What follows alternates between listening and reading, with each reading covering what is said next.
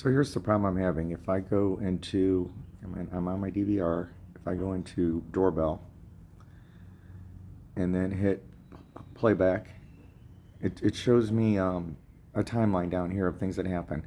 So I know if I click on this, it disables motion. So I only have this small amount right here. So if I wanted to watch the video that was right there, I set the red thing and I hit play. Oh, that doesn't work. So I'm confused on how do I, like, do I need to look at the times for each of these? How do I just go to this red section right here and play that? Like, this is 10. Do you have to do the math where I'm looking at, it looks like it's about 7 o'clock, and then I go over to 7 o'clock, I guess 8:30 is the first one.